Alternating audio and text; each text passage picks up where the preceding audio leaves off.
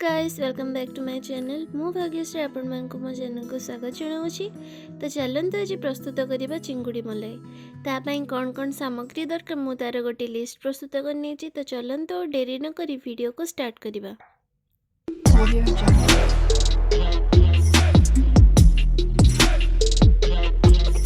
तो चिंगुड़ी मलाई प्रथमे मुझे चिंगुड़ी को भल भाव धोई तार स्किन सफा करी ताको लुण हलदी गोल नहीं गोटे बड़ पियाज को काटी नहीं कि अदा रसुण 3टी कंचा लंका नहीं गोटे बड़ गिन्ने नड़िया रस नहीं। आपण चाहिए मार्केट रू कोकोनट पाउडर को आनी गरम पानी रे पकाई यूज करें। तापर अल्प किछि धनिया पत्र और गोटे मीडियम साइज रो टमाटो को काटी नहीं। तो एबे रसुण अदा कंचा लंका को ग्राइंड करी तार गोटे पेस्ट बनै नबा। तापर गैस ऑन करी कढ़ई बसई नेली। तापर कढ़ई रे 2 चम्मच सोरिष तेल दे गरम हेबा जाए wait करिली। A few moments later. तेल भल भाव गरम हो जिबा परे सेथिरे 2टी बड़ अलैच और गोटे टी टेबल स्पून जीरा ऐड करली। जीरा फुटी ऊपर को उठिला परे सेथिरे काटी रखिथिबा पियाज को ऐड करली। पियाज को भल भाव ब्राउन हेबा जाए भाजिबा। पियाज भाजी हो जिबा परे सेथिरे अदा रसुण कंचा लंकार पेस्ट को देबा।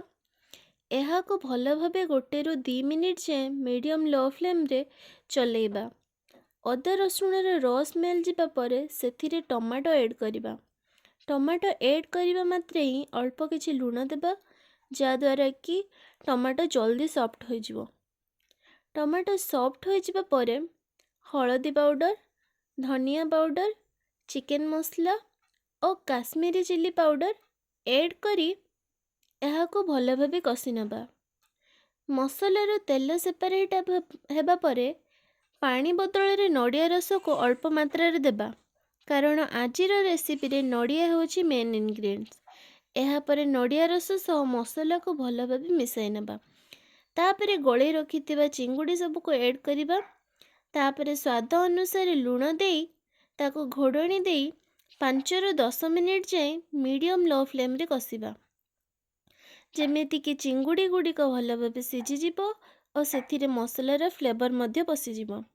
मझिरे मझिरे घोड़णी की खोली चलाई नेबा। तापरे तेल सेपरेट हेबा परे चिंगुड़ीर आमिष स्मेल जिबा परे नड़िया रेस को ऐड करि नबा। एही सब को मिसाई सेथिरे गोटा फाळ होइथिबा कंचा लंका और गरम मसला देई ताको भल भाव मिसाई नबा। तापरे किछि समय पई घोड़णी देई 10 ରୁ 15 मिनिट जाए वेट करिबा जेमेति चिंगुड़ी सब भल भाव सीझीजिव। एबे घोड़णी खोली यार कंसिस्टेंसी को चेक करनबा। एबे देखि पारुथिबे यार केते सुंदर कंसिस्टेंसी आस जाईची। एही भली होई गले गैस को ऑफ करी प्लेटिंग करी नबा। ता ऊपर धनिया पत्र देई रेडी करी नबा गरमा गरम चिंगुड़ी मलाई। एबे एहा को भात हेउ बा रुटी सह एंजॉय करंतु। आउ एही भली वीडियो देखिया पई मो चैनल को सब्सक्राइब करी पाखरे थिबा बेल आइकन को प्रेस करिया को भूलंतु नहीं।